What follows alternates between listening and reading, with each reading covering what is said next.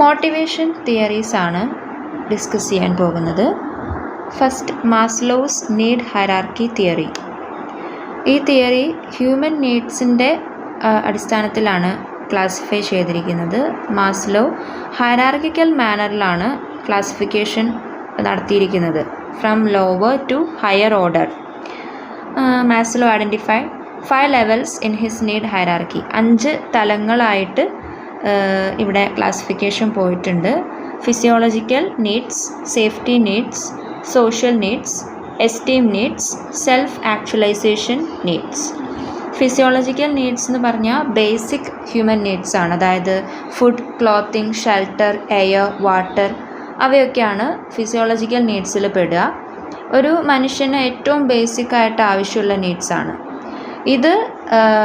Human ബിഹേവിയറിൽ tremendous influence ചെലുത്തുന്നുണ്ട്. പിന്നെ ഇത് പാർഷ്യലി ആയിട്ടെങ്കിലും പകുതിയെങ്കിലും മീറ്റ് ചെയ്യണം എന്നാണ് പറയുക. Once physiological needs are satisfied they no longer motivate the man. ഒരിക്കൽ ഫിസിയോളജിക്കൽ നീഡ്സൊക്കെ സാറ്റിസ്ഫൈ ചെയ്ത് കഴിഞ്ഞാൽ പിന്നെ അങ്ങനെ ഒരു നീഡ് ഇല്ല. അത് കഴിഞ്ഞ് പിന്നെ നമ്മൾ അടുത്ത സ്റ്റേജിലേക്ക് അല്ലെങ്കിൽ അടുത്ത ലെവലിലേക്ക് പോകും. അതാണ് സേഫ്റ്റി നീഡ്സ് പെടുക. സേഫ്റ്റി നീഡ്സ് എന്ന് പറഞ്ഞാൽ സെക്യൂരിറ്റി നീഡ്സൊക്കെയാണ്. Economic security, protection from physical dangers, അതൊക്കെയാണ് ഇതിൻ്റെ കീഴിൽ വരിക. ഈ നീഡ്സ് മീറ്റ് ചെയ്യാൻ മണിയുടെ ആവശ്യമുണ്ട്. So individual is prompted to work more. Like physiological needs, these become inactive once they are satisfied. Physiological needs പോലെ തന്നെ ഒരിക്കൽ സേഫ്റ്റി നീഡ്സ് മീറ്റ് ചെയ്ത് കഴിഞ്ഞാൽ പിന്നെ അതിന് പ്രാധാന്യമില്ല. അത് കഴിഞ്ഞ് പിന്നെ നെക്സ്റ്റ് ലെവലാണ് സോഷ്യൽ നീഡ്സ്. നമ്മൾ ഹ്യൂമൻ ബീയിങ്സ് എന്ന് പറയുന്നത് സോഷ്യൽ ബീയിങ് ആണല്ലോ. Man is A social animal എന്നാണ് നമ്മൾ പറയുക. നമ്മൾ സോഷ്യൽ ബീയിങ് ആയതുകൊണ്ട് തന്നെ സോഷ്യൽ ഇൻട്രാക്ഷൻസ്, കമ്പാനിയൻഷിപ്പ്, ബിലോങ്ങിങ്നെസ്, അതൊക്കെ നമുക്ക് ഇഷ്ടമുള്ള കാര്യങ്ങളാണ്. നമ്മൾ അതാണ് പ്രിഫർ ചെയ്യുക. ഇൻഡിവിജ്വലായിട്ട് ഒരു അലോണായിട്ട് വർക്ക് ചെയ്യുന്നതിലും നമ്മൾ താല്പര്യപ്പെടുന്നത് ഗ്രൂപ്പ്, ടീം വർക്കുകൾ ആയിരിക്കും. Especially older people go to work. വർക്കിന് പോകുന്നത് തന്നെ നമുക്ക് കുറച്ച് മനുഷ്യന്മാരെയൊക്കെ കാണാം എന്നുള്ളത് കൊണ്ടാണല്ലോ. നമ്മൾ തന്നെ നമ്മുടെ വീടുകളിൽ ഒതുങ്ങിക്കൂടാൻ താല്പര്യപ്പെടുന്നില്ലല്ലോ. നമ്മളെപ്പോഴും സോഷ്യലൈസ് അല്ലെങ്കിൽ ഒരു കൂട്ടം ആളുകളുടെ ഇടയിലായിരിക്കാനാണ് താല്പര്യപ്പെടുക.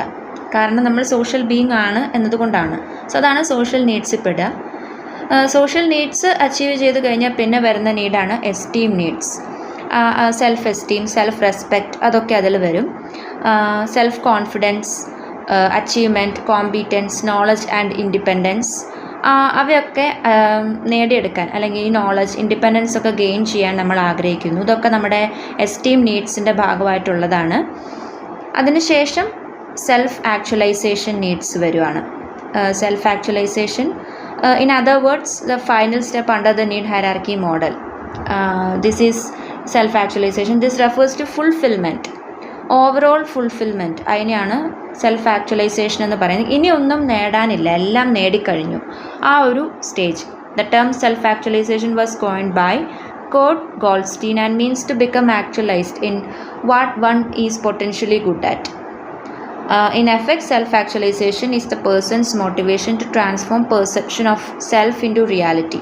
റിയാലിറ്റിയിൽ ഇനി ഒന്നും നേടാനില്ല, എല്ലാം നേടിക്കഴിഞ്ഞു എന്നുള്ള ആ ഒരു അവസ്ഥ, അത് ഏറ്റവും ലാസ്റ്റ് ഫോം ഓഫ് നീഡാണ്. അതിനാണ് സെൽഫ് ആക്ച്വലൈസേഷൻ നീഡ്സ് എന്ന് പറയുക. സോ ഇതാണ് മാസ്ലോവിൻ്റെ നീഡ് ഹൈറാർക്കി തിയറി.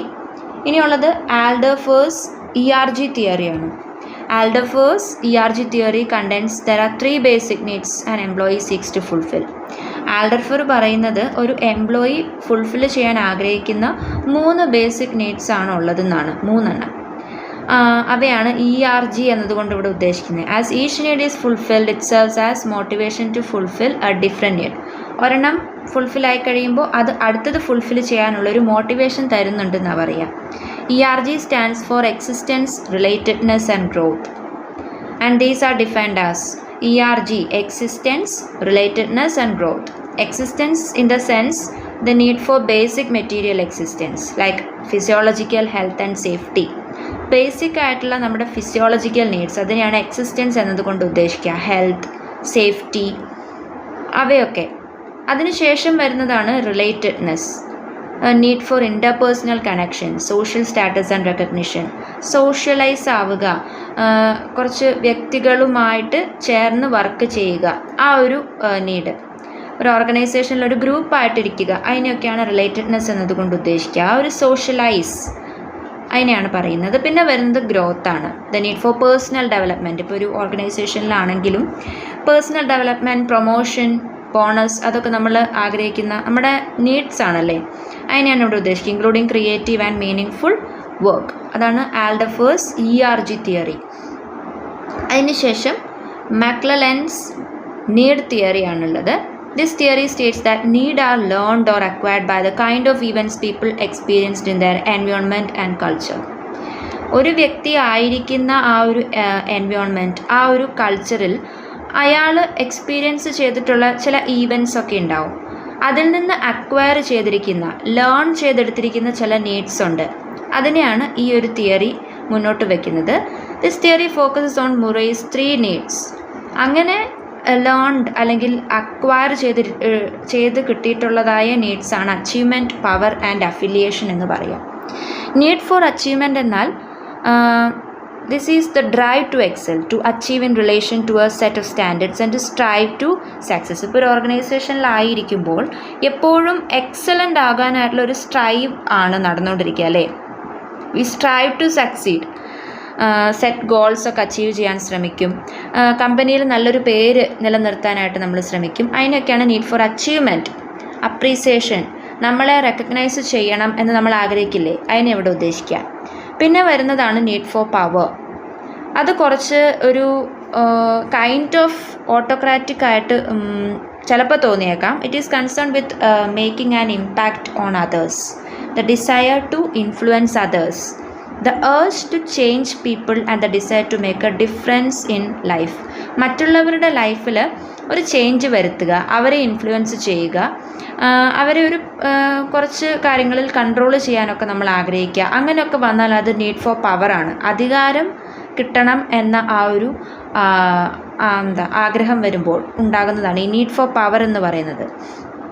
അധികാരം കിട്ടണം എന്നുള്ള ചിന്ത, മറ്റുള്ളവരെ ഇൻഫ്ലുവൻസ് ചെയ്യണം, എനിക്ക് മറ്റുള്ളവരുടെ രീതിയൊക്കെ ഒന്ന് ചേഞ്ച് ചെയ്യണം, ലൈഫിൽ ഒരു ഡിഫറൻസ് കൊണ്ടുവരണം, അങ്ങനത്തെയൊക്കെ ചിന്ത വരുമ്പോഴാണ് ഈ നീഡ് ഫോർ പവർ വരിക.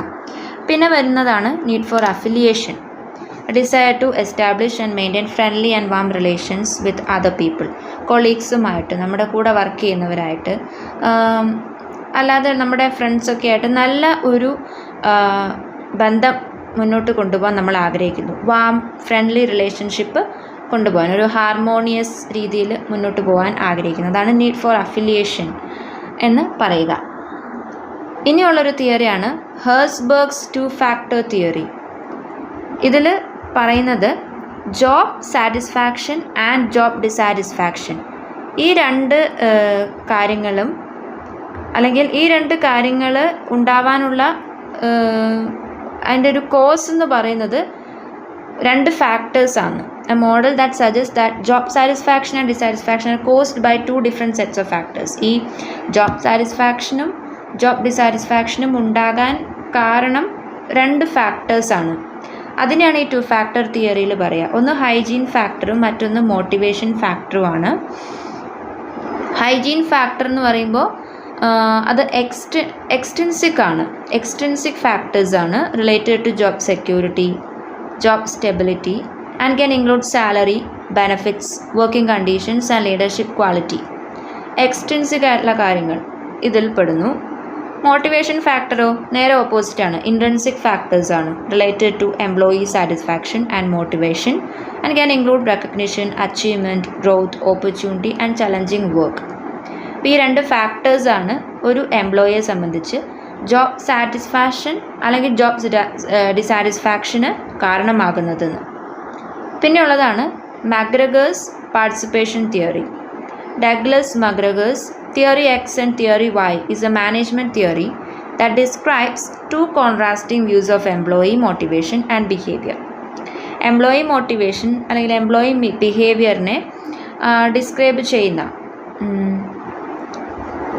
ഈ എംപ്ലോയി മോട്ടിവേഷനും എംപ്ലോയി ബിഹേവിയറും കോൺട്രാസ്റ്റിംഗ് വ്യൂസ് ആണ്. അതിനെ ഡിസ്ക്രൈബ് ചെയ്യുന്ന ഒരു തിയറി ആയിട്ടാണ് ഈ theory X and theory Y McGregor മുമ്പോട്ട് വെച്ചത്. തിയറി എക്സ് എന്ന് പറയുമ്പോൾ അതൊരു പെസിമിസ്റ്റിക് വ്യൂ ആണ്, pessimistic view of employee motivation, where managers believe employees are unmotivated, dislike work and prefer to be told what to do. ഇവിടെ managers വിചാരിക്കുന്നത് employees